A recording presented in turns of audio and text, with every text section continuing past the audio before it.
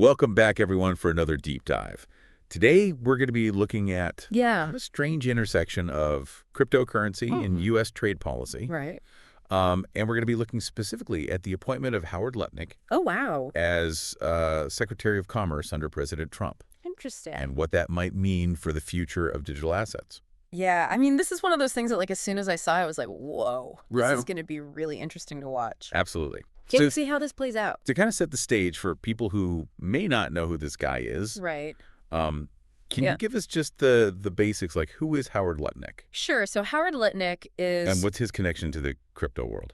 the CEO of Cantor Fitzgerald, which is a Okay. pretty big player in global financial services. Oh, well. But what makes him particularly interesting in this context is that he has been a vocal supporter of Bitcoin Oh, okay. for a while now. And it's not just talk. Like, his firm, Cantor Fitzgerald, manages Tether's bond portfolio, Whoa, okay. So which is a big deal. that's kind of a big deal. Yeah. So can you explain to our listener, like, Yeah. what is a bond portfolio and, like, why is this connection to Tether matter? Sure. So imagine you have this collection of IOUs from governments and companies, right? Right. Promising to pay you back with interest. Yeah. That's essentially what a bond portfolio is. Okay. And Tether, as you know, Mhm. is a stable coin that's pegged to the US dollar. Right. It's designed to maintain a stable value, unlike the volatile swings we see in Bitcoin and other cryptocurrencies. Right.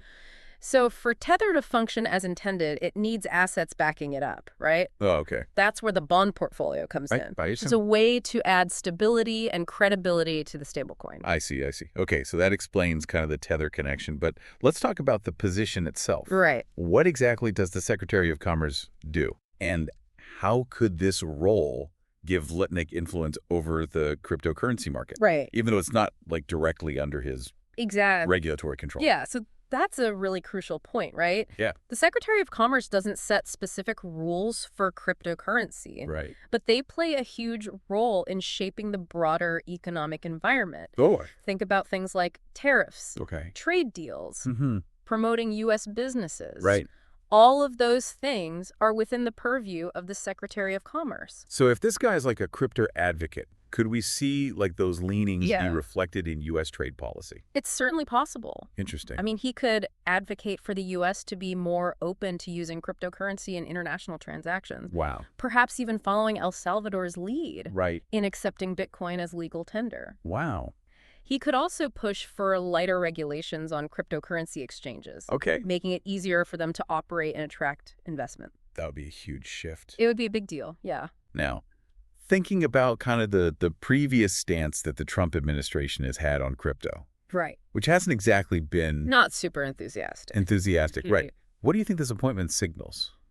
Well, Could this be the start of a new, like... it's hard to say definitively, but it's certainly a fascinating development. Yeah. I mean, while President Trump himself has expressed skepticism toward crypto in the past, Yeah. having a Bitcoin proponent like Lutnick in such a key economic position, Right. it definitely raises eyebrows. Yeah, it definitely suggests that. They might be reconsidering their approach. Yeah. Now, if Lutnick decides to leverage this position to champion Bitcoin, Yeah. what kind of concrete changes could we actually see on the ground? Well, I mean, imagine a scenario where U.S. businesses are incentivized to adopt blockchain technology, Okay. perhaps through tax breaks or government contracts that prioritize its use. Okay. Or picture streamlined regulations that make it easier for financial institutions to offer crypto-related services. So, like, kind of a ripple effect that starts with government policy Yeah. and then kind of influences how Wall Street interacts with. Exactly. It could create a much more favorable environment for cryptocurrency to move from the fringes into the mainstream. Wow. We might even see more collaboration between traditional financial institutions and crypto companies. Interesting. So this is a lot to consider. Yeah. I mean, Yeah. it seems like this appointment could have far-reaching consequences, Absolutely. not just for the U.S., but for the global adoption of cryptocurrencies. That's right. What's your final takeaway for our listener as we kind of watch this unfold? I think the biggest takeaway here is that the worlds of finance and politics are very closely intertwined. Right. I think it's important for anyone who's interested in cryptocurrency to keep a very close eye on how Lutnick's actions in this new role could potentially reshape Right. the global financial landscape, particularly when it comes to digital assets. It's going to be fascinating to watch. Well, thank you for joining us on this deep dive. Of course. As always, it's fascinating, too. Explore these complex topics Absolutely. and consider all the potential implications